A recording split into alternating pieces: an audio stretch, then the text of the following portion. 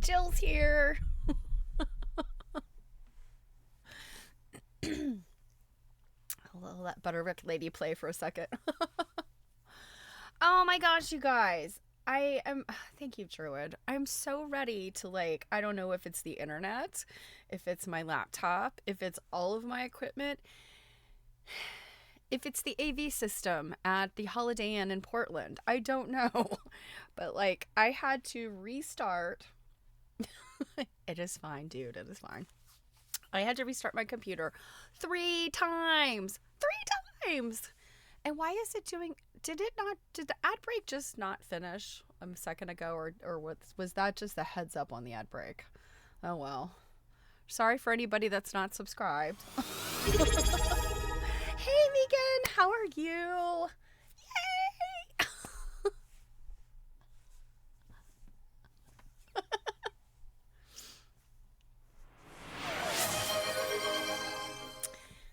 Yes, when 2 people resubscribe, we get a hype train.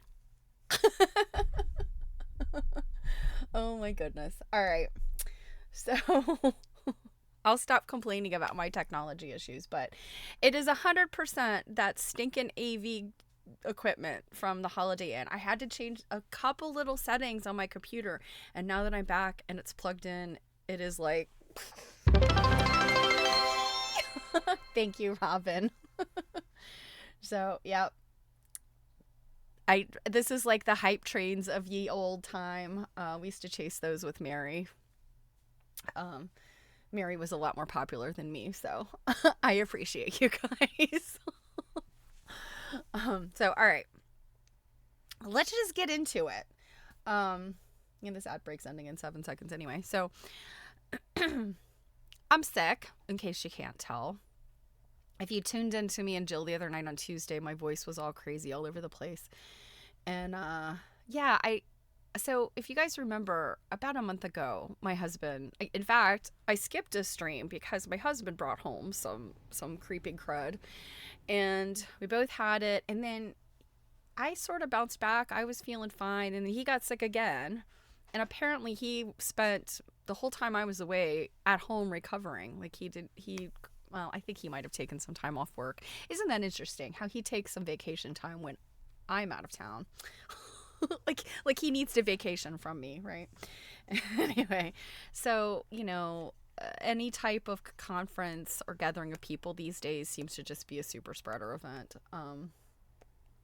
I don't think any of us have COVID. When my husband was sick, he took multiple COVID tests. I never took one because I never felt that bad, and I thought it was just, a cold. So anyway, my apologies. From the bottom of my heart, if there's anybody that I pass this to, I'm so sorry. Jill is already blaming me because she's also sick, but I do know that somebody like coughed. Marianne, thank you. Oh my goodness. Holy cow, Marianne is handing out some gifts. You are amazing. And I think, yeah, we level 2'd. Aw, you guys, you're the bestest. And you know what? I see some names I haven't seen in a while. Is Kenny here? Is Padma here? Are you guys lurking? Oh my goodness. Thank you, Marianne. Thank you so much. You're the bestest. Well, Kenny and Padma, if you are lurking in the background, I miss you guys. It's been a really long time. I know, Kenny, you've been moving around a lot. Padma, girl, where you been? Lady, you've been under a cabbage leaf or something. It's been a long time. So I've hit a new record here. You guys are the best. So anyway, my sincere apologies to anybody I have made sick, but I think Jill's significant other, he was there, and I believe somebody coughed right in his face. So I'm gonna say I never did anything like that. I know how to employ the vampire cough, right? If you don't have small children, you may not be familiar with that, but it's the vampire cough. Don't cough in your hands. Don't cough in people's faces. Anyway, this is your public service announcement for the day. So I'm not going to read any Mavis Fitzrandolph today because I don't know how long my voice is going to hold out, and I don't want to stop right in the middle of something good and juicy. However, I am going to read you something very quickly because, and I can't wait. This is not seminar related at all, but I got a message last night. And of course, because I had to restart my computer a dozen times. Not really. I'm exaggerating. It was just 3. I closed what I was going to read to you. So I get this message last night, and from a woman named Katie. I feel bad if I'm supposed to know her or if I've met her. I know a number of Katies, but I didn't recognize her last name. So I think she might just be somebody out there in the quilt study world who reached out to me, which I love. I love that. Sometimes you don't want to be found online, but I like being found online when people send me interesting things. So apparently she read on my website. And if you are not familiar with my website, let me show you what she was looking at. StephanieCake.com is my portfolio site, by the way. So if you've never been there, check it out. Make sure I've got the right screen here. Of course not. Okay. All right. So... Okay, so this is what she was looking at. I made this little quilt. It's very tiny. It's, I don't know, like less than 12 inches. It's probably about 8 by 10 inches. And I made this way back when Mary Fawns was doing Quilt Nerd, and we kind of made Bets, our little mascot. Bets, of course, is a little animal that is on Harriet Powers' pictorial quilt. If you don't know about Harriet Powers, go to my website and click on words. So let me go back, because I'm not going to go through everything about Harriet. But here on my website, go to words. It's the first thing that comes up. I think I literally have maybe 2 things on the blog here. I can't even remember. So, an ode to Harriet. And Betts is this actually a hog. And, if you look at her, you're like, yeah, that's pig-like. And the way she described it, there was this narrative that Harriet dictated to, I believe it was the person that bought her quilts, at least allegedly.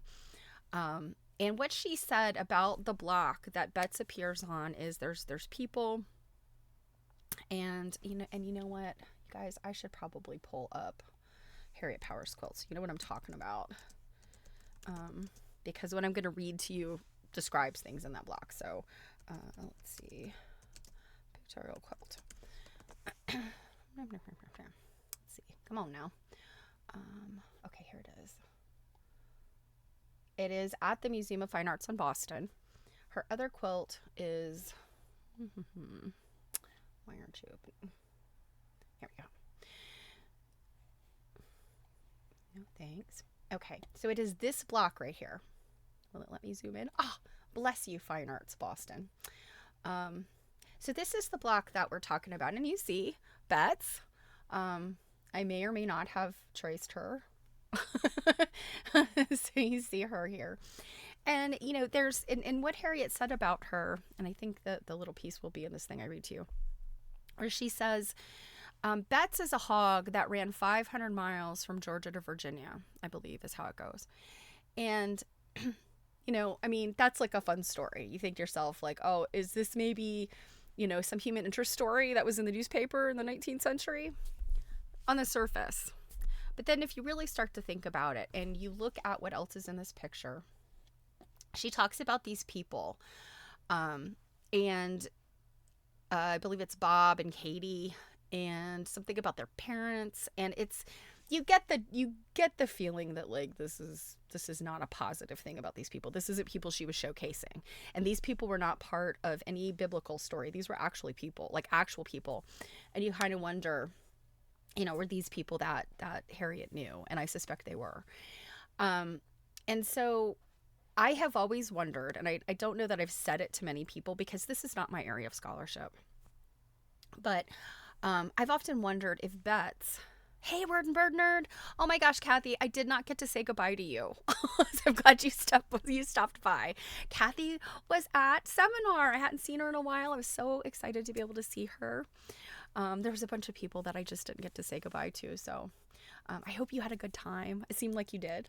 So, but anyway, I have always wondered if Betts was actually a metaphor for an enslaved person who ran away. Because that running 500 miles from Georgia to Virginia, I mean, it makes sense that this would be a person going north.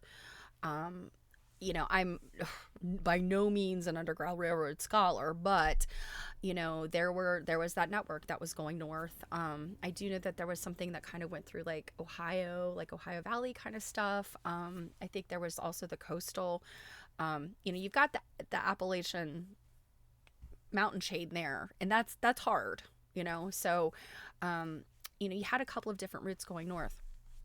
That's kind of the sum total of what I know. But it really made sense to me that this could be about an enslaved person and not really like human interest story. Farmer John's hog gets away and runs 500 miles. It would be wonderful if that was the story. But knowing what we know about Harriet, she was born enslaved. She had some stuff to say for sure. She had opinions. She was clearly very religious because there's a lot of religious iconography. And, I think Harriet, it's a shame she was not born today, because I think she would have been like a force to be reckoned with. I think she would have been like a community organizer. She would have, my gosh, maybe she would have been the first female president. I don't know. She just really impresses me with the teeny little bit we know about her. She has made like such a, like an impact on at least the quilt world. And I think more people really need to know about her. So Long story short, I get an email from a woman named Katie last night, and she said that, you know, she had seen my post, and she thought that she would share this paper with me that she found while she was doing some research for school. And this paper is called Embodying the Mind: Anagrammatical Storytelling in Harriet Powers' Pictorial Quilt 2. So this is specifically about this quilt. The Bible quilt gets a lot of play. It's in the Smithsonian. This quilt also is you know, by no means like not often shown. It definitely is. It was part of the Fabric of a Nation show that was at the Boston Museum of Art a couple years ago. I mean, like, really big deal stuff. So, but this one, because of some of the other imagery in here too, this one's my favorite. And so this paper was written by a woman named Paula Boka. It's spelled B-O-K-E, but it's got the umlaut above the O. So I don't know how to properly pronounce that. I've never known. It was written, I think, of quite recently, if I'm reading this correctly, 2025. So this is something that's new. And I'll quickly read the abstract. It's short. Where's my zoom in? Okay. So the abstract is, this paper examines Harriet Powers' Pictorial Quilt 2 as an alternative form of storytelling that reflects the complex experience of African Americans in the 19th century. Through a detailed analysis of the quilt's materiality, visual elements, and cultural context, the paper situates Powers' work within African American quilt-making traditions, emphasizing its role in resistance to racialization and the aftermath of slavery. The paper argues that the quilt serves as an anagrammatic medium, rearranging stories and symbols to create new meanings that transcend conventional Western narrative frameworks.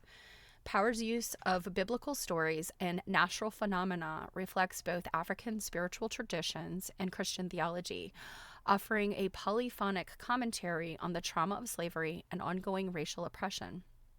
And this is something that's very specific to this block.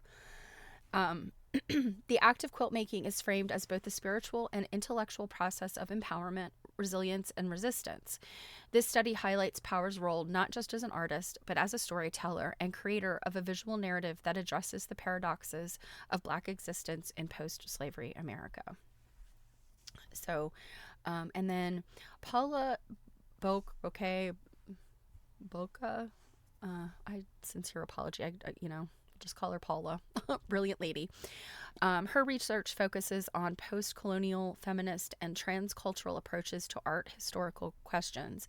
In her curatorial work, she is interested in exploring material interventions and deconstructing notions of archiving and history telling.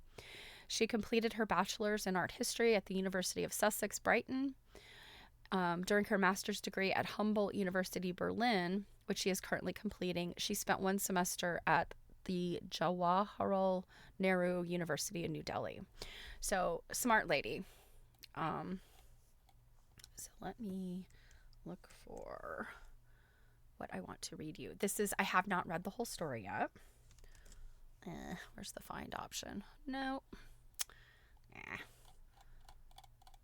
think I closed the thing that I need. Control F. There we go.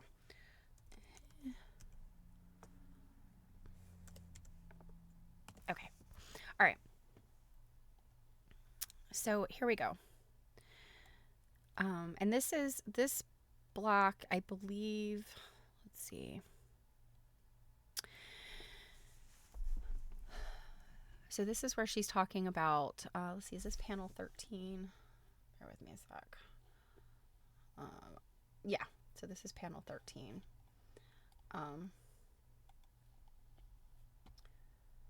So Michelle Cliff, 1986, and I'm not going to scroll forward to the footnote on this one, or the end note. But clearly this is a person that in 86 wrote some stuff about the quilt.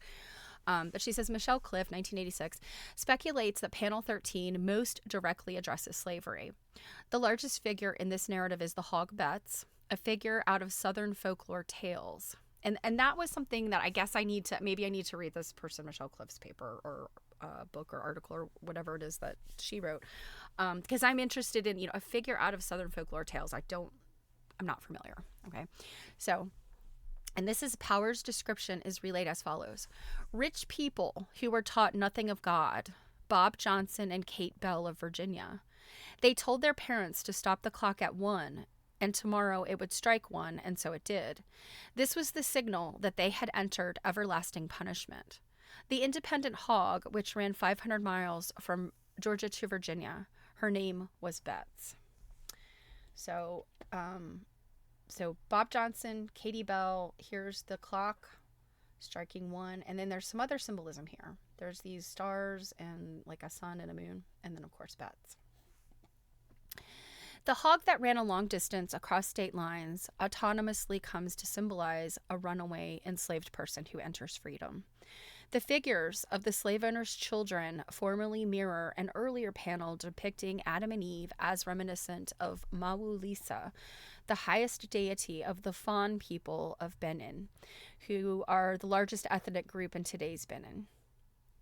This is also, she's referencing Michelle Cliff's work. In Mawu Lisa, the union of moon and sun, fire and strength, and male and female form an ideal. However, this time the sun and the moon, and with it Mawu Lisa, are reversed. So I'm guessing like the sun should be over here and the moon should be over here. I'm assuming that's what she means. Additionally, a clock separates the figure's hands. Powers identifies the clock and the attempt to stop time as the source of their sin.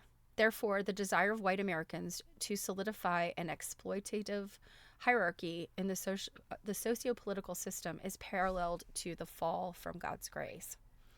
Again, this panel emulates how Sharp describes the U.S. as in a state, and I'm assuming now she's referencing Sharp. I think that's another, because this is like kind of way down in the paper. So she's obviously talked about whoever Sharp is they're writing. So describes the U.S. as in a state of still attempting to hold on to ownership over others. No surprise, right? I mean, Harriet was born enslaved, and I'm trying to remember. I'm totally blanking on her dates of being alive. I think she was fairly young. I don't think she was an adult yet during emancipation, although I could be wrong. And then, these quilts were made a number of years later. But it should come as no surprise to anybody that I'm sure after emancipation, there's still lots of people, namely enslavers, who were potentially losing their workforce, right? So no surprise that there were probably people who were like, we need to go back. We need our workforce, our free workforce. This panel seems openly rebellious as it condemns white Americans for their desire to turn back the clock, while a vulnerable and innocent creature such as the hog Betts must reach freedom without support, independently.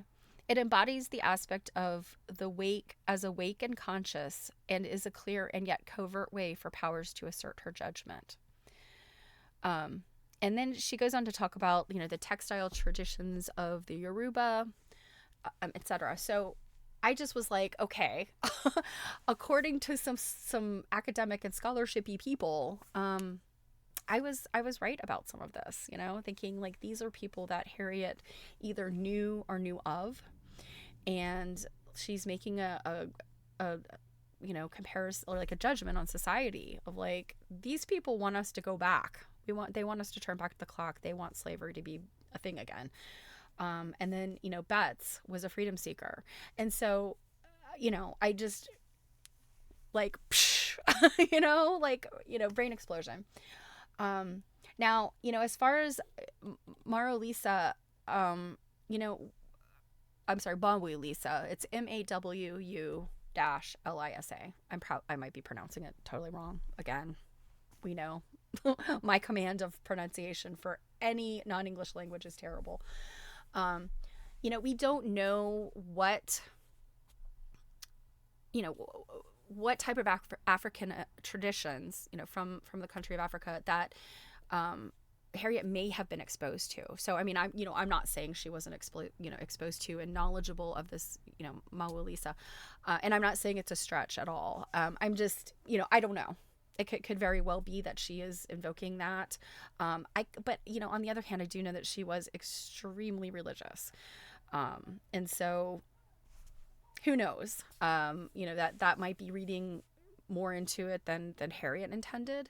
But I do definitely see this, you know, Bob and Katie and Bets as being exactly what we thought they were. So, you know, I mean, Harriet again and again, she just amazes me, and I just like, wow, right? Oh gosh, thank you. Okay, so I was totally wrong. She definitely was an adult by the time, yeah, she was quite into her adulthood during Emancipation. So both Robin and Druid have given us 1837 to 1910.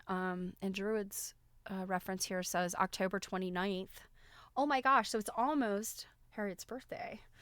So October 29th, 1837 to January 1st, 1910. So, I mean, she's in her late 20s for emancipation, right? Or 30. Yeah. So, and, you know, assuming, like, I guess these quilts, I think they estimated were made sometime between 1870 and 1890. I think. So yeah, she definitely, she had a good amount of time as an adult to really, you know, think about these societal things. So yeah, this is some mind-blowing stuff for me. Um yeah, I'm quite excited to read about this. And yeah, Drew, thanks for posting the details in here. Yeah. And word bird nerd. Also, oh, that's nice about my mom. Yeah, my mom was excited. She she loves to talk. So she was excited to talk to everybody. And Fabric of a Nation is in Tennessee until October. I forgot about that too. Is it the end of this month that it goes? So yeah, if you're close by there, um, yeah, stop by and see. Now, I don't know. I don't think that Harriet Powers quilt is in this version of Fabric of a Nation. I do know.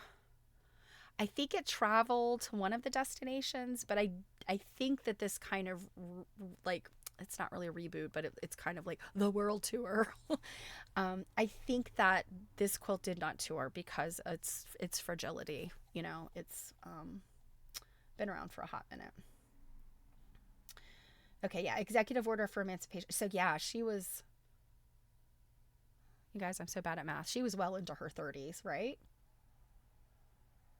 Oh, okay. So it did end October 12th. No worries, Rodenberg nerd. My entire month of October, like, just went, whew. Seminar took up a big chunk. Yeah. So do you have it? I have no idea where it was going next. I'd kind of been hoping that it would be,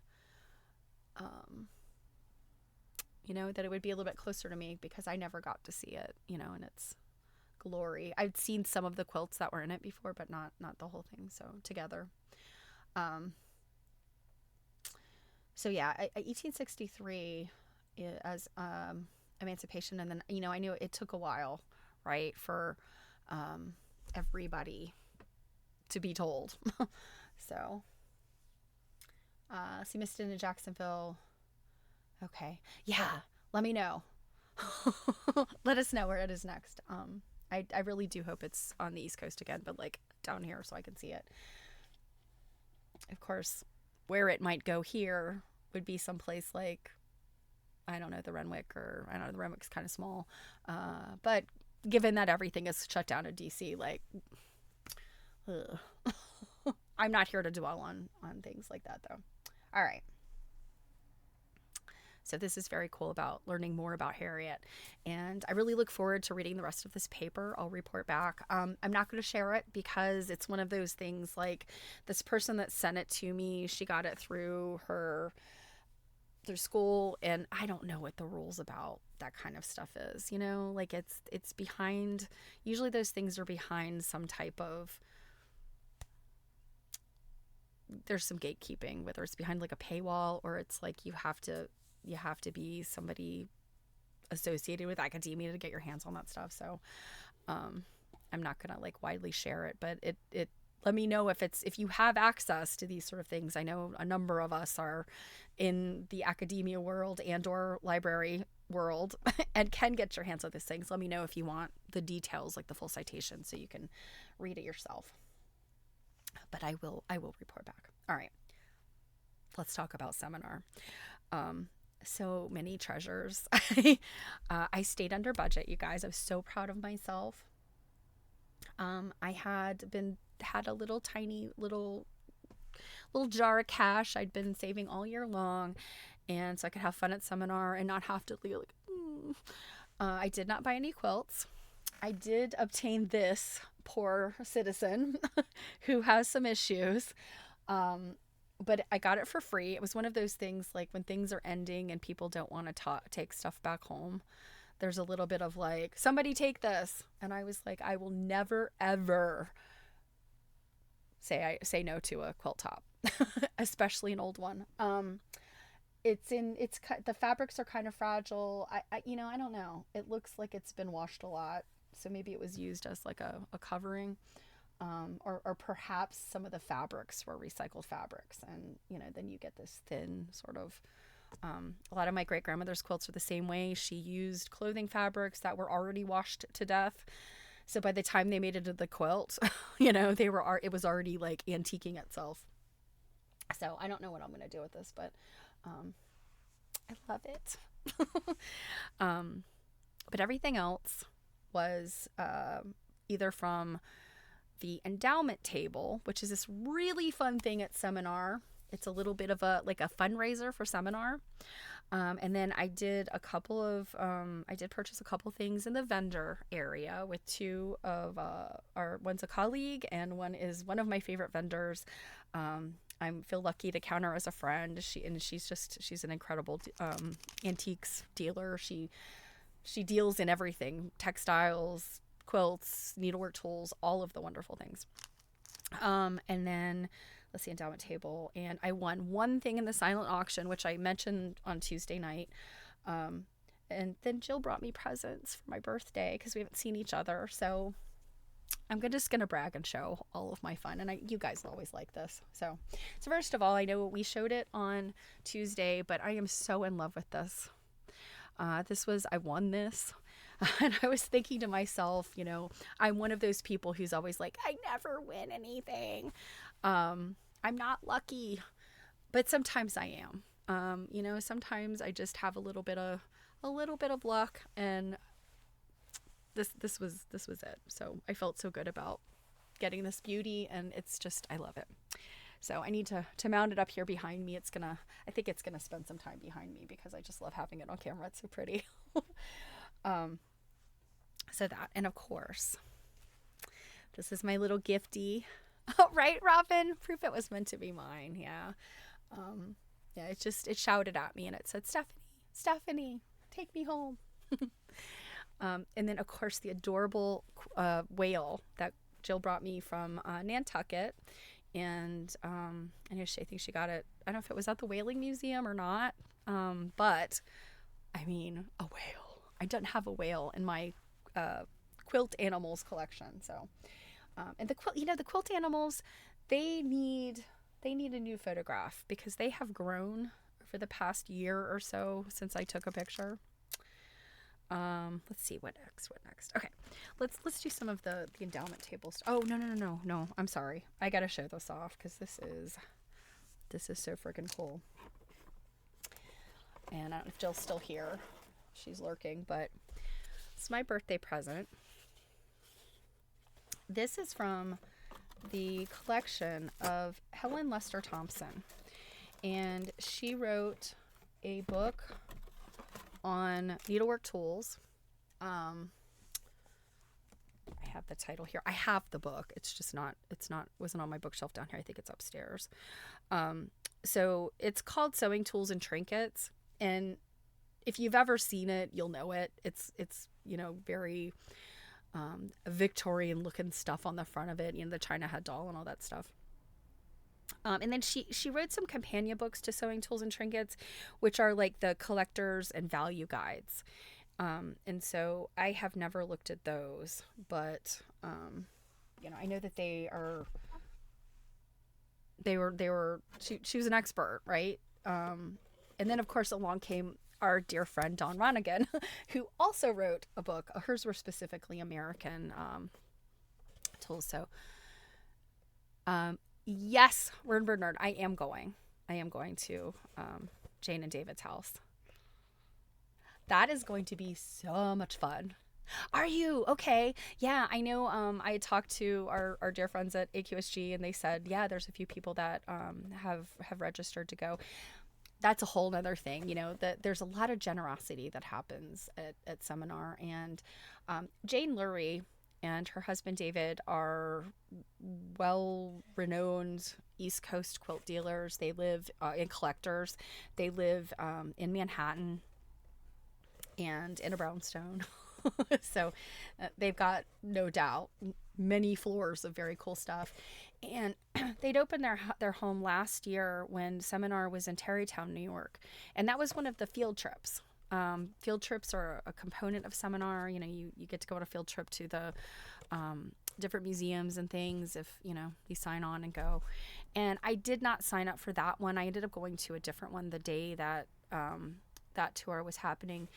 A lot of people missed it and were kind of clamoring for it. And so they made an offer, like, we'll open the house up again. And they have a limit to the number of people that can come. I mean, even though their home is probably spacious and lovely, having people stomp through your house, got to keep a limit. So, and we get a New York lunch, which is like bagels and lox. So that's going to be a lot of fun. I'm looking forward to that. Jill and I, we'd been kind of planning some New York hijinks. So this is going to roll up into that. And a couple of our other friends are going to come with us, and it'll be fun. So it'll be good to see you again. Well, I'll be seeing you then. You thought was breakfast. Yeah, that's a New York lunch, I think, is or a New York brunch. So it'll be good to see you again then. So, but back to Helen Lester Thompson. So she passed away, or am I right, Jill? Jill may be in the background not paying attention, but I'm pretty sure she passed away, and it was her daughter or family members that were, put her things up for auction. I think I'm correct about that. So anyway, what this was made by Patricia Johnson and Associates, Handbound Books and Boxes, out of Newfane, Vermont. And if you can see here, to Helen from With Love, Molly, 805. So I'm assuming this is 2005. I don't know who Molly is, but this was a gift to Helen. And now I have it. And you guys, you're going to die when you see what it is.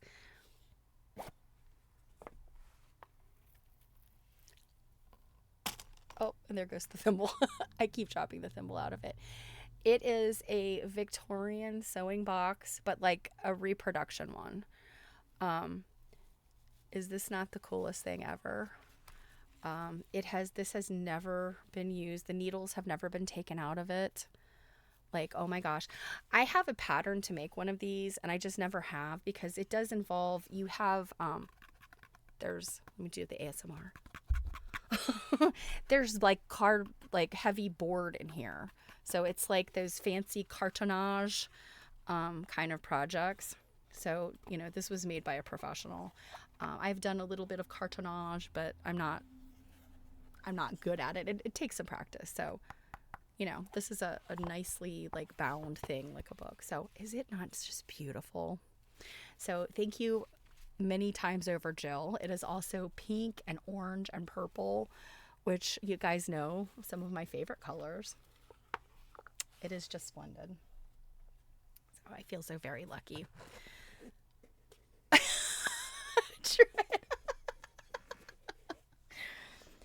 I'll ASMR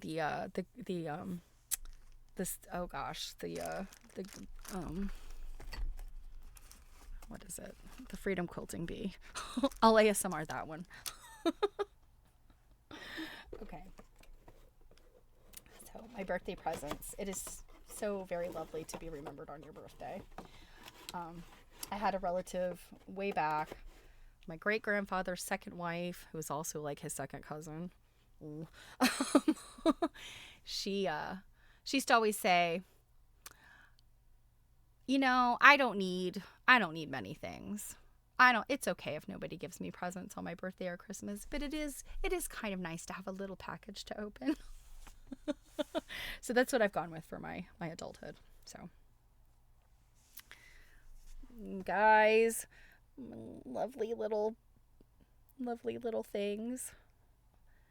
This was a little gift also to me. It's a little velvet emery strawberry turnip. It is actually a strawberry, but it does it has a turnipy vibe, doesn't it? Because it's pale on the bottom and pinky at the top.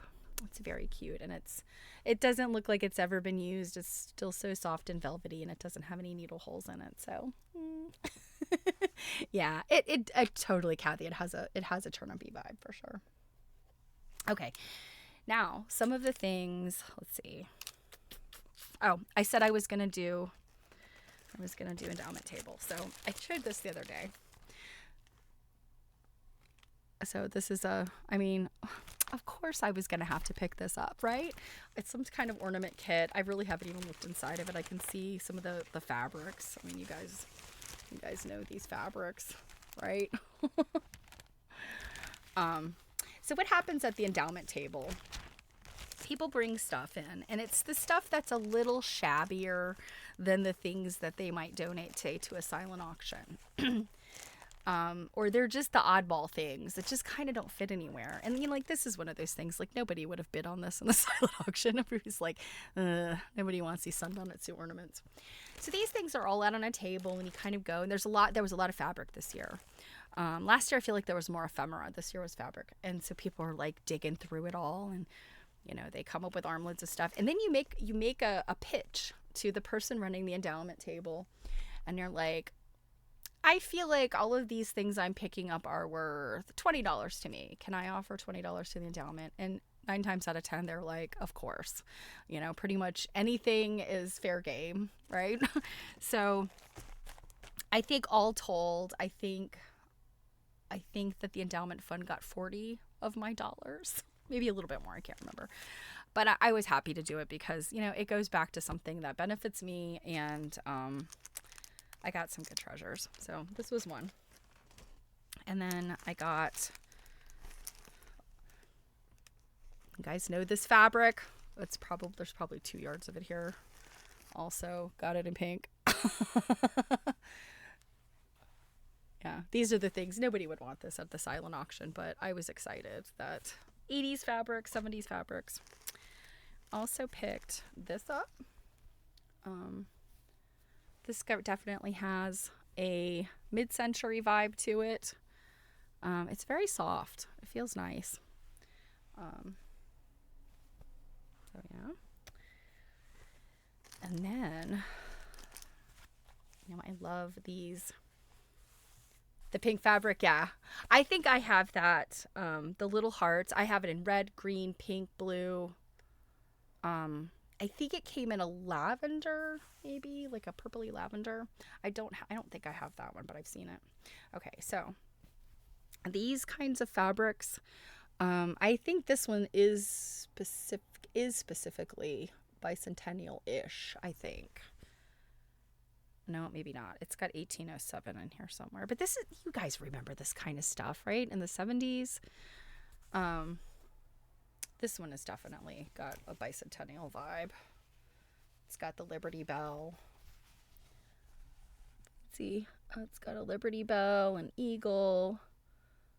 So these things are part of my bicentennial fabric collections. So wonderful to pick up these little bits and pieces. And then I'm trying to think. There is other stuff in my bag. I'm trying to think what else. I snagged 2 pieces of fabric. This is just a random bag of blocks. And they're just bright colors that I love. I don't know that I've actually even been through these. I know my mom looked through them when I was elsewhere. Oh my goodness, I didn't even see this. So like this hasn't even been mounted down, but look at this. Look at the fabric here. Can you see? There's this Betsy Ross type figure. I think she's upside down. Let's turn this around. I've never seen this fabric with this Betsy Ross figure. Pretty crazy, yeah. Could be older than bicentennial. Look like fabrics your mother would have used in the 60s. Yeah, so like there was that, you know, we often kind of pin this colonial revival on the bicentennial. But there was this kind of colonial decor thing going on in the 50s and 60s as well. You know, I know my grandmother, my dad's mother, she was an antiques collector, and she had a bunch of reproduction type furniture that was supposed to be like colonialish, and that definitely was before 76. You know, my parents had some of this furniture. Ethan Allen, yep. My parents had some of that furniture too, like when they got married in 1970. My grandmother had already bought it like in the late 60s. So yeah, definitely. But yeah, some of this, I mean, when you see like the Betsy Ross and the Liberty Bell, that kind of thing, often you've got like that vibe. And look, there's more in here. It's just a mishmash. Baker's dozen, so there must be 13 in here. So I will have to pull those out. I'll photograph them. And then, let's see. I know there's something else down. Oh, like this. A sack of plastic clothespins. Now, I love, you know, this is another one of those mid-century things that I just love collecting. I have a bunch of these random weird clothespins. So I already had some of these, but I had never seen these before. And I don't know. These may or may not actually be like clothespins, but somehow they clip somehow. I feel like these are the kind of thing that you string on and then like, you know, you just pull the, I don't have anything. Oh, here we go. So here's a piece of selvage that's just on my desk. You know, somebody said that, word nerd. I don't think so. Okay, shower curtain holders maybe. Okay. But I feel like, you know how when you go into a hotel and old hotels will have in the bathroom this thing mounted on the wall, because sometimes it's up high, and it's got like a little nib on it, and you pull that little nib and it's actually like a little like line, a little clothes hanging line that is reeled up in there. It's like on one of those reel things. And then across from it, there's another plate that has like a little keyhole thing in it. So you pull that and you lock it into that keyhole, and then all of a sudden you have a clothesline over your bathtub.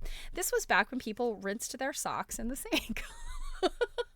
So I kind of feel like it's something like that. Like it slides on, and then you just use this. Kind of use the pressure of these things. Like they don't, of course now I can't get it in there. There we go. It just kind of uses the pressure of it. Yeah, I'm sure Google Lens will. I just haven't had time to look at these things. I just had to show you guys. But yeah, if it's not a curtain rod kind of thing or shower curtain rod thing, I think it slides on somehow or another, and it's just yeah. So I thought that was fun, you know. I'm like, we're gonna get something like this, like something fairly light. Yeah, definitely something that's not very heavy. So, all right, let's dig into this bag for a sec. Oh, you know what? Could you hang a quilt with them? Definitely not. I don't think it's got to be something like you could probably hang a quilt top. Like this would probably be fine because it's very lightweight. A treasure hunt in a bag, yeah. Well, you know, honestly, the whole endowment table is a little bit of a treasure hunt. You know, I just had those few fabrics that I got, but some people were really coming out with armloads. There was the first day I got in there, and I had things that I had to do. It technically wasn't open yet, but they were allowing people to buy some things, or make their offers.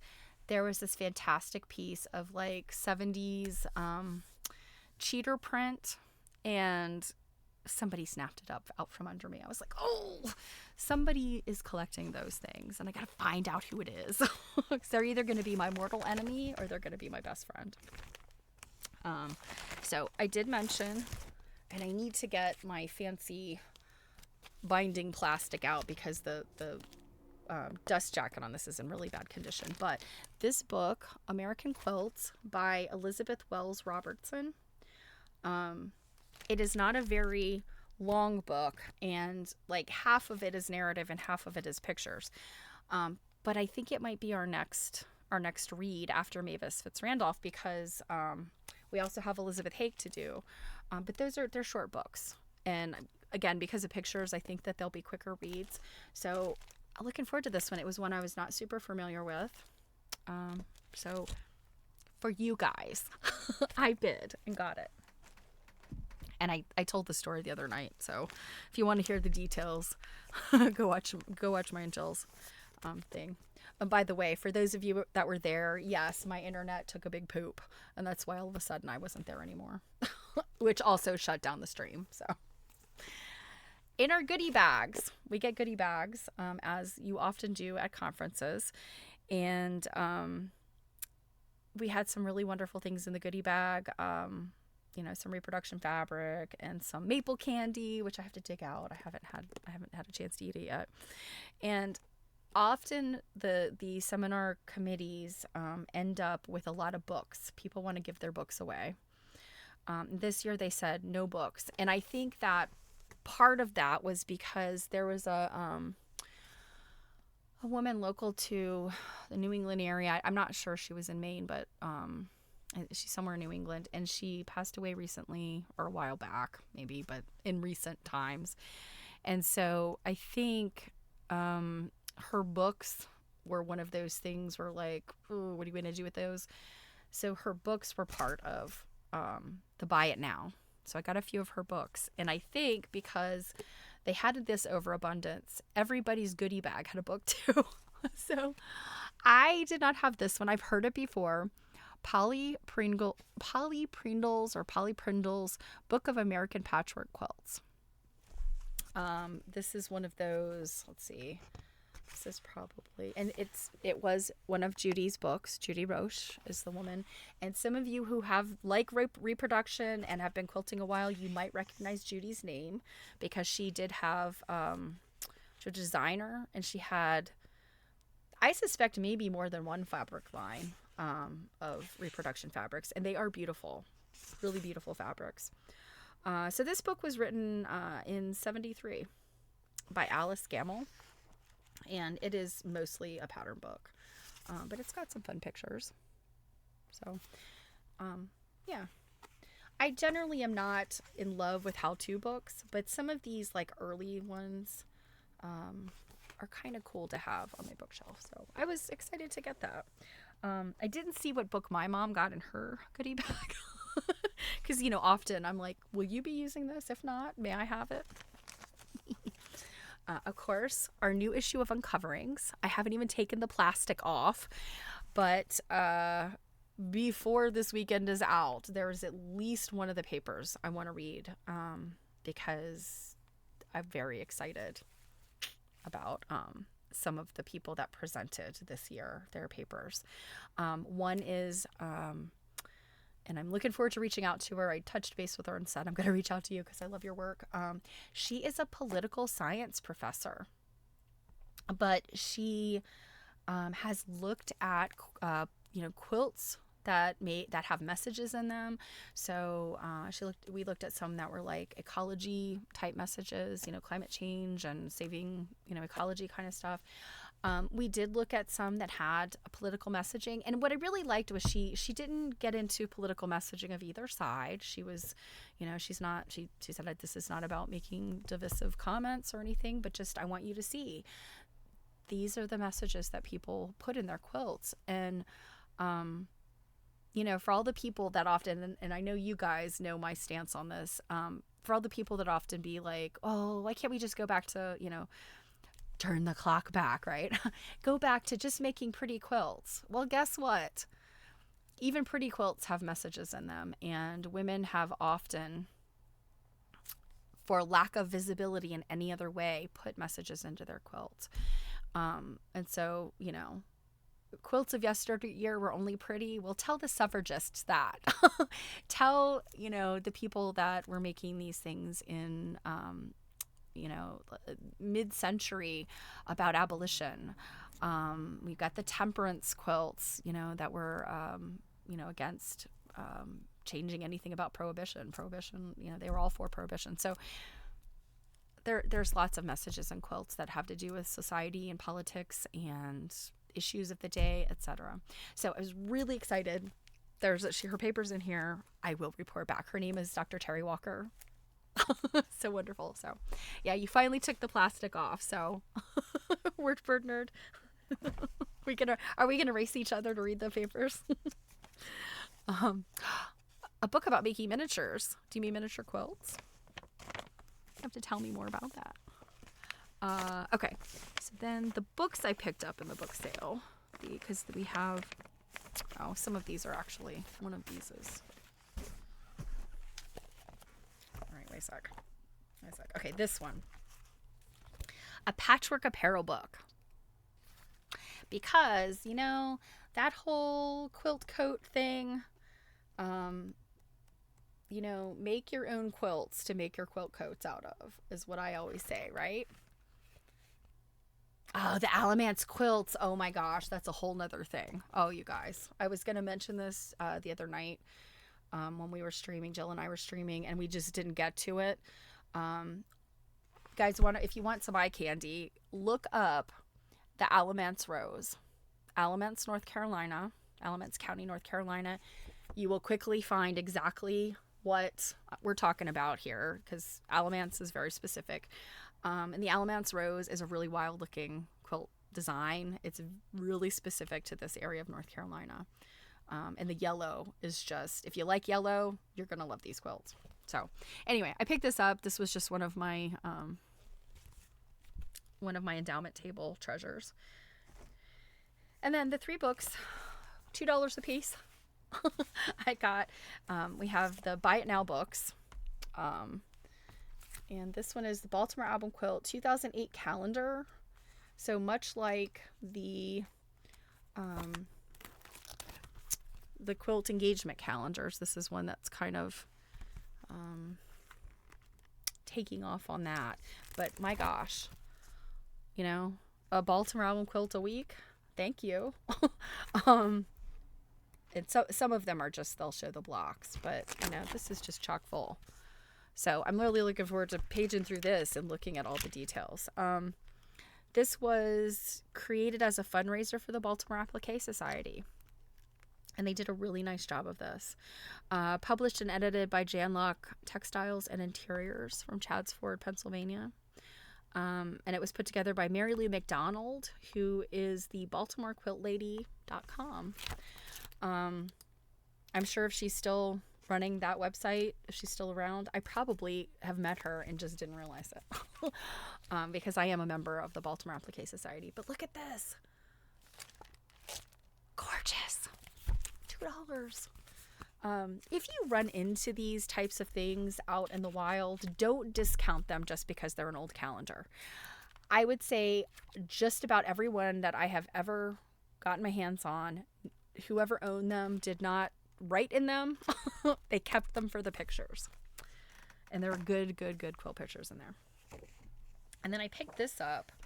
This had a cover price of $56 because it is a Japanese Baltimore Album Quilts book. And I don't know if I hopefully can see this. Yeah, you can see that is Japanese writing. This is by the Maryland Historical Society, but this is published. It is in Japanese. So I'm going to have okay, there is a little bit of info in here that's in English. So some of the side-by-sides. But for the most part, this is entirely Japanese. So very cool. I know that, this was also a Judy Roche book. Bought at the Quilt Museum in Lowell, Massachusetts during New England Images, August 2000. Saw most of these at Maryland Historical Society, September 8th, 2001. So those are Judy's own notes in here. So I got to see, let's see. Saw the show at the Historical Society. She's even got the Maryland Historical Society stickers. Look, they make you put these stickers on your shirt when you go to visit them, so that they know, like, are you a visitor or are you, what you're there for. Very cool. Oh my gosh, some of these pictures in here I had not looked at yet. Look at this, you guys. I don't think I've ever seen this quilt. Look at that. Holy Moses. So anyway, I don't know if this show like toured or like did it go to Japan? I don't know. This may just be a group that wanted to publish this book, so we'll find out. Oh my goodness, there's stuff in here. Okay, here's some details about, I guess, charting out a quilt, and then print it off. I love to find things like that in other people's books. So, what a treasure. $2. And then I just dropped the other book on the floor. Okay.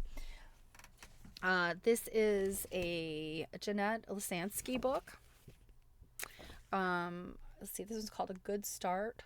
The Austere or Dowry. So this is about the Pennsylvania German and the evolution of the dowry. So we're going to talk about those dowry quilts. And so this is getting into, I think this is a lot of info about, like, not just quilts, but the other stuff. The baskets and the chest and all that stuff. So very interesting. Jeanette Lisansky was, she had a symposium that, about a lot of Pennsylvania Dutch related stuff. So this is interesting. This is like feminist scholarship. So very excited. All right, how am I doing on time? My voice is getting scratchy, so I think I will show you some. I think I'm going to show you some of my vendor purchases, because if I don't make it to some of the other stuff, we can do that another time. Okay, so I did start the journey off. My mom and I were, let's see, not so kindly. We were told that we were going to stop by the York Antiques Gallery. York Antiques Gallery is in York, Maine, and it is where our dear friend Jill has a case, and she now has 2 cases, and she also temporarily has some quilts in there for, gearing up for the holidays. They she cut a deal with the guy that runs the place and was like, can we put out some quilts too? So and it was really fun. When I walked in there, it turns out there was some of our seminar folks were upstairs already, there. And Jill had added there was several people that worked on like a guide and contributed to a guide that Jill put together for, if you are not from this area, you're traveling here for seminar and you happen to be extending your trip in any way. Lots of people do that. They'll either do a little bit of sightseeing beforehand, a little sightseeing after. So she had put on, a bunch of antique shops, quilt stores, restaurants, things to see. And of course, York Antiques Gallery is on there. And as I walk in the place, the woman at the front is talking to, just a random patron, not associated with seminar, and telling her about how this great new dealer who has been really involved and has done a whole bunch of cool stuff and is constantly, talking York Antiques up and all this, and they just love her. And I was like, are you talking about my friend? Indeed they were. So I visited Jill's things and chit chatted with the other people that were there from seminar, and I bought one thing because I had to keep my budget, you know. And I said if I don't spend any money at seminar, which I knew was highly unlikely, we could swing back by York Antiques and I could buy something else. But $8, these beautiful dolls, and it's their costumes that I really just was desperate for. Their costumes are just fantastic. Even though they're cut out, they really look like they were hardly ever played with. So this was a fun non-seminar / seminar related purchase. I also got from one of the dealers. What did I just do with it? Oh, here we go. One of the dealers. Also, some cute paper dolls. French cutout dolls and costumes. This is a B. Shackman book. And if you're familiar with Shackman, you know, if you know, you know. They did a lot of reproduction, paper, ephemera type things from, Victorian era. They, lots of like reproduction toys and things. Fantastic company. They had like a toy store in New York City for a very long time. I think it might have closed down either in the 90s or the early 2000s, but Shackman was just kind of one of those names I knew as a kid. Like my mom, would sometimes find cute little things in like gift shops and things, and they would be Shackman. So they had their own store, but they were also distributed, and their stuff was like it was nicely printed things. So I was excited to find this. $5. I have to say, I did, our friend Sharon, she's a kind of newly vending. She had bought a collection, and then she has kind of her own things that she's been collecting for a while. And this was her first time vending as a vendor at an event. So I was very excited to dig through her treasures, and she had kind of something for everyone. Like she had some like high end, mid-19th century quilts and things, quilted petticoats, and like, stuff that's like way out of my price range. But then also she had, things that were delightful that were in my price range. So, and you guys know, I love a bonnet. It's got a little doll bonnet. Very cute. The fabric, but it's kind of hard to see. It's a little wrinkly, but it's, that little cute novelty children's fabric, probably from the 30s, 40s. Yeah, probably 30s, right? Okay. And then she had fabric squares from 6 inches down to like 2 inches. And like, I think these were all like less than $1 each by the time I bought them all. She gave me this like big discount. She already had them discounted. I think she regularly plans to sell them for like $1 or something a piece, $1.25 a piece. She'd marked them down to $1 a piece, and then she gave me more discount. I was like, Sharon, you are never going to be successful if you keep discounting for your friends, but I'm not going to turn down the discount.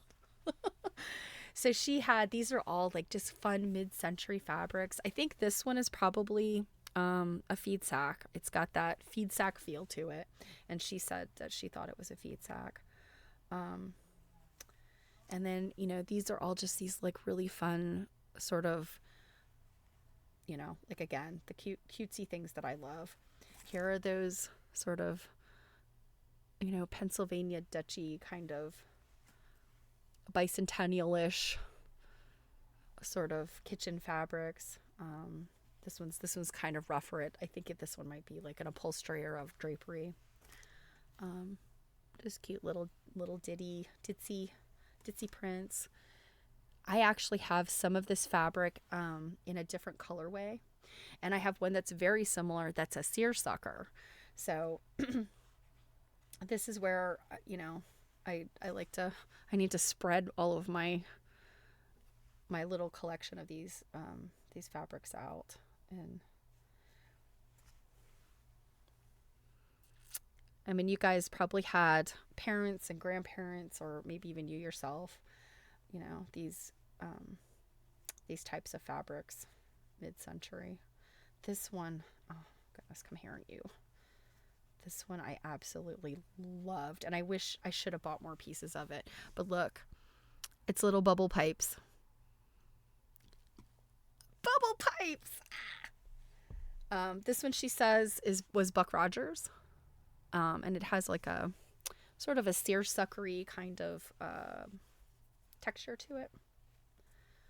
There's more of that mid-century kitchen fabric. Got our little sailor guy. You know, so many of these, you know, you just know them. You know, they're very they're just very nostalgic. Let's see, on camera this one's the colors are looking a little brighter than they actually are. Where did she find them? So Sharon is on the precipice of retiring, and with that in mind, I know she bought the collection / retail inventory of another like vendor from the East Coast. So some of this stuff I think might be from them, and they are long time vendors. And some of it I think either she has been collecting for a while, or she might have bought another collection. I'm not 100% sure. But Sharon is just a longtime collector of quilts and quilt related things. So I think that, you know, that's what was going on there. And I was like, oh, Sharon, I wish I had more time to sit down and go through, because she had a whole bin of these.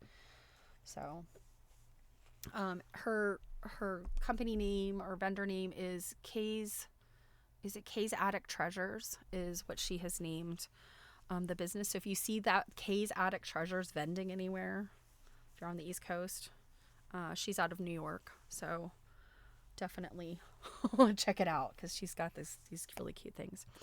So I think that was everything I got from Sharon's booth. Now, my other booth, the other booth that I absolutely love is Redinger's, and that is Karen Redinger, and she vends at Sturbridge, the Sturbridge show, and she used to vend at Penn Dry Goods, which you know, is in Pennsburg, Pennsylvania in the spring. They've made some changes, and they now, like a lot of the vendors, the dates that they're scheduling are kind of a problem for some of the vendors that vend at these other New England events. And so I think Karen will not be able to vend anymore in Pennsburg, but you know, anyway, she is vending at other things in New England. So Redinger's, I think it's Reddinger, I think. Not to be confused, there is a place called Redinger's in Adamstown, Pennsylvania. She's not affiliated with them. They are like an antique shop. Karen is just her own business. So she has wonderful things. And look at this, you guys. It's a tiny little petticoat, and it's on a little hanger. This little teeny tiny hanger. Look at that. I think these were somebody's collection of little tiny doll skirts and doll dresses and things. And this one was just so fabulous. It's a petticoat. I couldn't help myself. And then I got three other things out of her case. This one, it doesn't look like much. Any guesses what it is?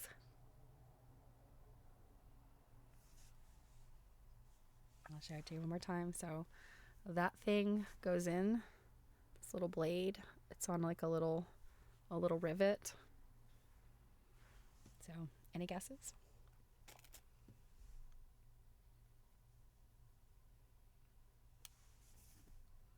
It's a spool holder.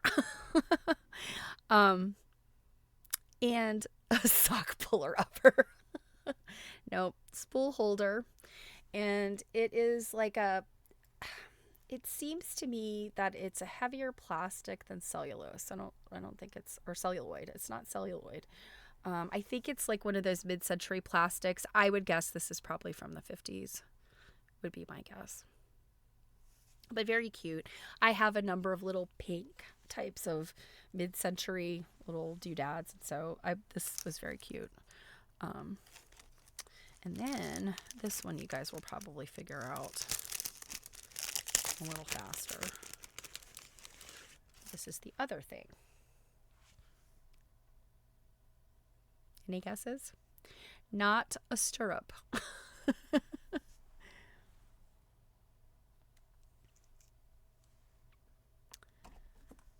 Oh, shoot. The thing I brought to put on it. There we go.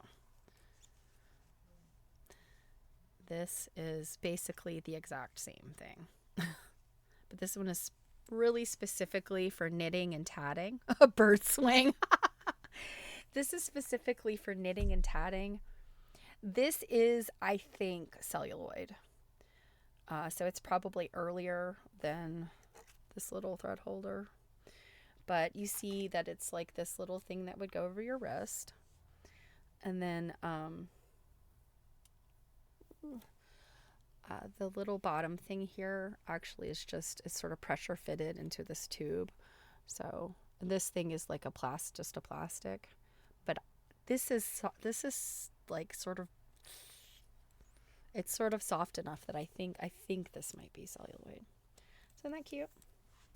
I've been looking for one of these for a while. It's not a terribly rare or expensive thing, but I just didn't have one, and I thought they were pretty cool. So that, and then you guys know I love darning things and hand stitching little doodads.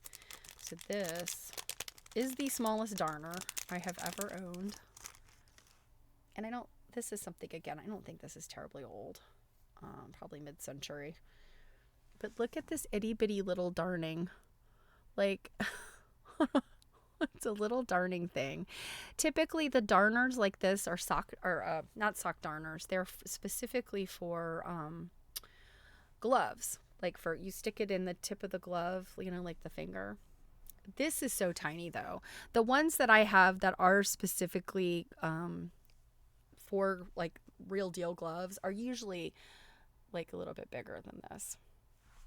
So this, I don't know if this is a novelty, if this is a doll darner, I don't know. And then the other end of it is like this sort of acorn-like thing, but it's also got a little like piece of metal that I think maybe you kind of pull something over and sort of secure it there. I don't know. But I mean, it's just the teeniest, tiniest little thing. So, little treasure. Okay, two other things I have. One is my big splurge. And when I say big splurge, I mean something that cost me like $45 because, Cake's budget lately has been a little on the tough side. And so my big splurge, I will show you in a minute. I'm truly excited. And there's even a story behind it. But I would like y'all's thoughts, because I have no idea what this is, but I had to buy it. So Karen had a big basket of things that were made out of like crazy quilts. And a lot of them were these like just really pretty. They kind of almost look like a hot pad, but I mean, I certainly would not actually use them as a hot pad. They might be something that was more like a trivet, that, you put a vase on it or something to keep from scratching your table. And those seem to have been like made out of a crazy quilt, or maybe the makers were like, we'll crazy quilt this thing, but it's actually like a little trivety type thing. This, I don't even know.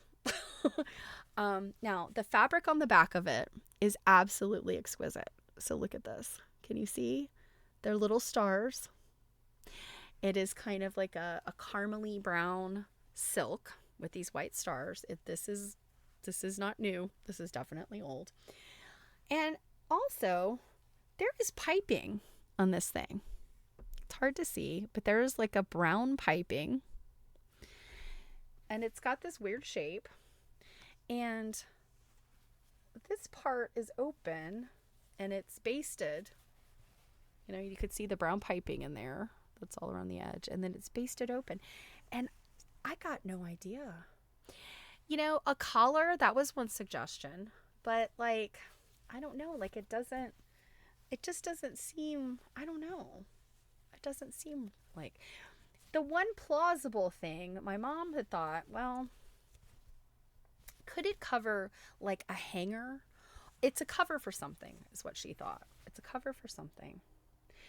Now, Karen had two of these. So, I was like, Karen's funny thing was like, oh, it's a mask. It's not a mask. But yeah, I don't know. So to me, I thought a hanger cover seems plausible to me, but like also sort of a weird shape for that. And I don't know that this opening is meant to be like a forever opening because it's not finished on the inside. It's, I don't know.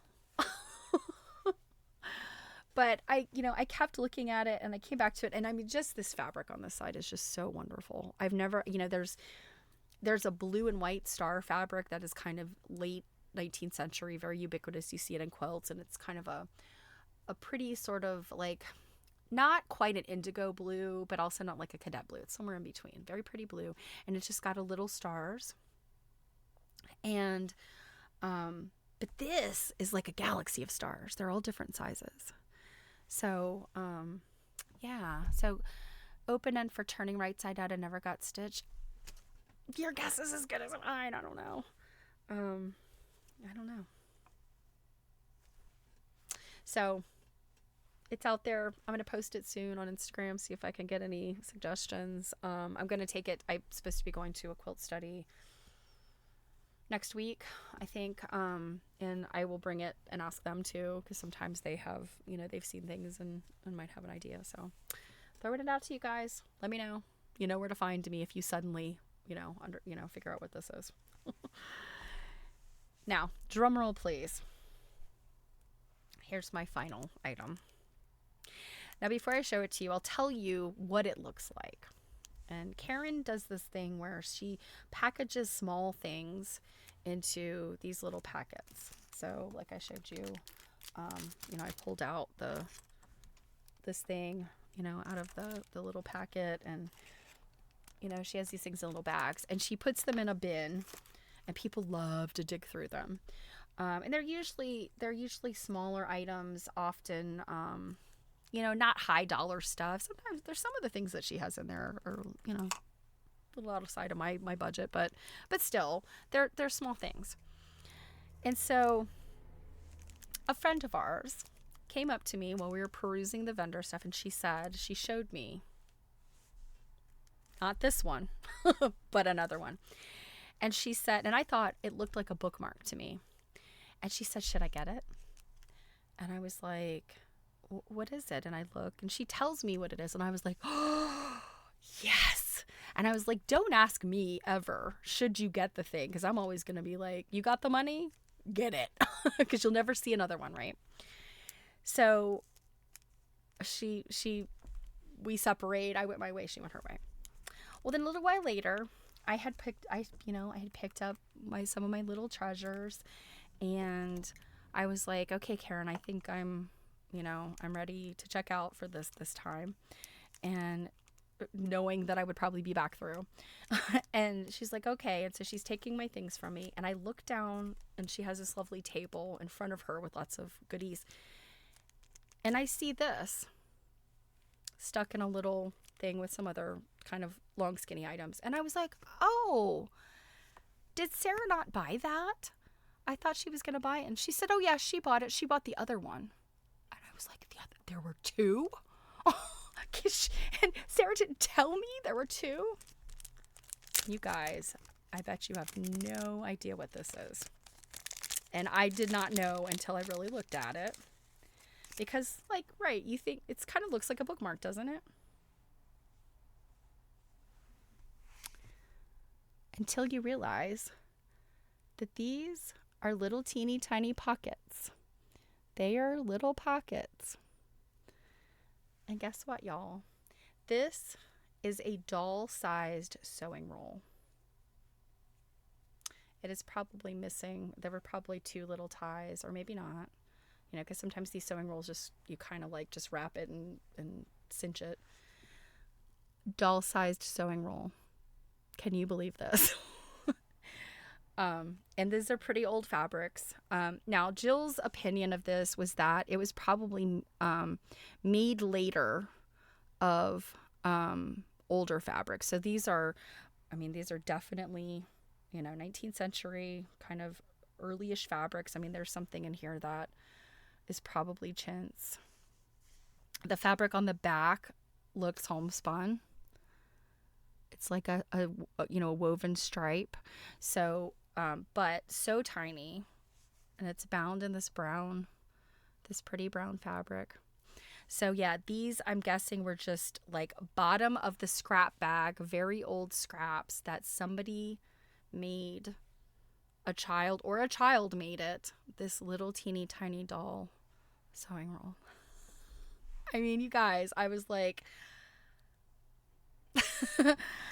this is just probably one of my favorite things ever now in my collection of little miniatures / sewing ephemera and sewing tools. And so, our friend Dawn, who wrote, she wrote a whole book about sewing rolls, American sewing rolls. I'm going to have to like flaunt this because now she probably has 10 of them in her collection, but I don't remember seeing one in her book. So I'm going to have to flaunt this. I would have lined up next to the other thing. Yeah. And in this case, she knew what it was. She's got, doll sewing roll on here. So she knew what it was. And, they're just so cute. And just the fact, and it's kind of delicate, so I don't want to like start sticking things in there. But these little things, they're little pockets. So like this is, if I had teeny tiny doll, yeah, maybe a craze for me.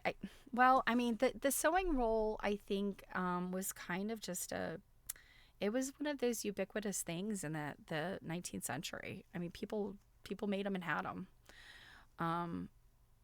And that's why, you do see them a lot out there. A lot of times they're not in good condition because people used them. They made them and used them. So anyway, this, I'm sure there are people that would look at this and go, you spent $45 on like a couple of little tiny scraps of fabric. Yes, I did. Because this is like the most fabulous thing I've seen and I don't know when. So that was my big purchase. And now my friend Sarah also has one. Hers was a teeny bit bigger. I want to say it was a little bit bigger and a little bit wider. And I can also say that Jill bought what looks like a little bag. It's got a little strap and kind of a flap that goes over it. That probably came out of the same collection. And Karen often, she buys people's collections. That's why she ends up with like a lot of really good things that are in great condition. And like lots of it. So that, combining my absolute love of needlework tools and antique fabrics and miniatures, come on, right? So yeah, Jill. Yeah, I've monopolized our time the other day with all of my things. So those are my goodies. I do have a few other things that people gave me. Ooh, get back in there, a little thing. I don't want you to get sticky from the sticker there. So my dear friend Mary Kay, she is often running through her ephemera and cleaning things out, and I guess, just refreshing her mind on what she has.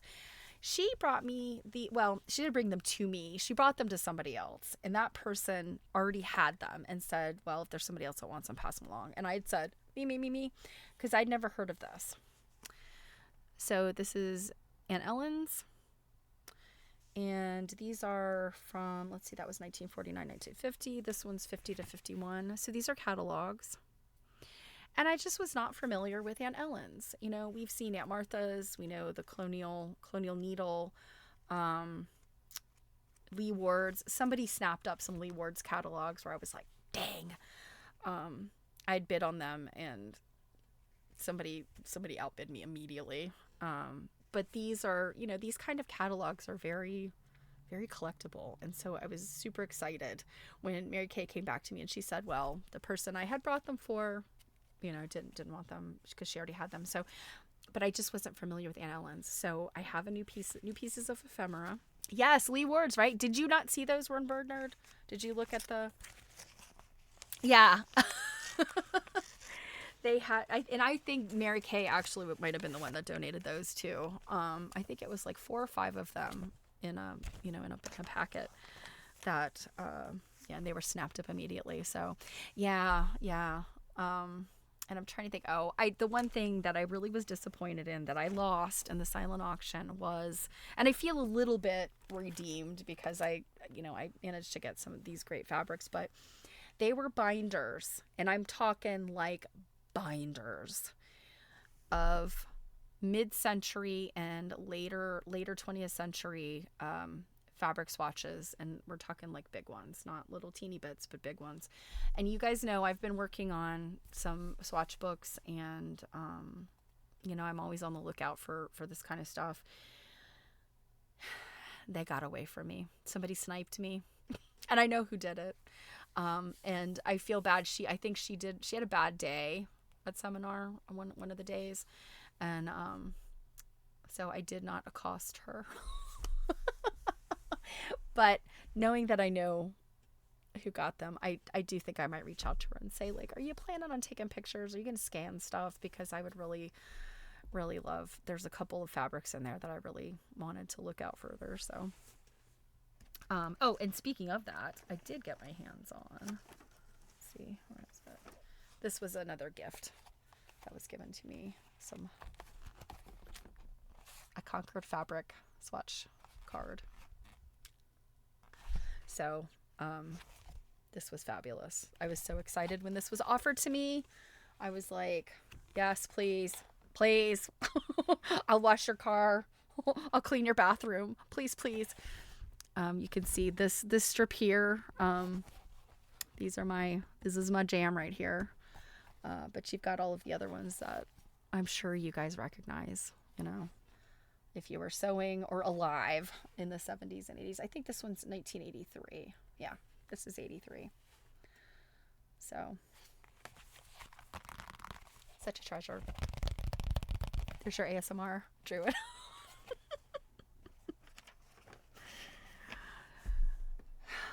So guys, I'm going to end a little bit early today.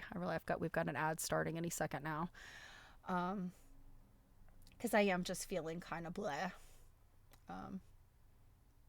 Oh, hey, Marianne says, I arranged my fabric by manufacturer. I have some Concord. Yeah. I have also some Concord that I've been collecting, and I'm kind of making my own swatch books. So, these are the things we kind of take this stuff for granted now, but like in 100 years, I'm trying to digitize this stuff because, I'm thinking there are things now I'm trying to research just from 50 years ago when I was teeny, and they're hard to find. So, as the history keepers, we kind of have to, grab it when we can and make, make copies or digitize all the things. So I hope you like seeing the treasures. And I hope some of these things can, I'm going to digitize stuff like fabrics and things and can be resources. And I was excited to add a few little treasures to my collection. So, well, I'm going to go have some fluids, some more Advil, and maybe take a little nap before dinner time. So I will see you guys soon. We've got a Stitch and Glitch this weekend. Yeah. So in the meantime, have a wonderful weekend, and happy Friday Eve. All our fall TV is back. So I'm like, what's on Thursdays? What's on Thursday nights? All right, guys, take care. I love ya. I can't wait to show you more stuff. Baseball's tomorrow. Okay. I can't wait to show you more stuff from seminar. We've got the exhibits, and we've got just all kinds of wonderful, wonderful things. So I will talk to you soon. Mwah!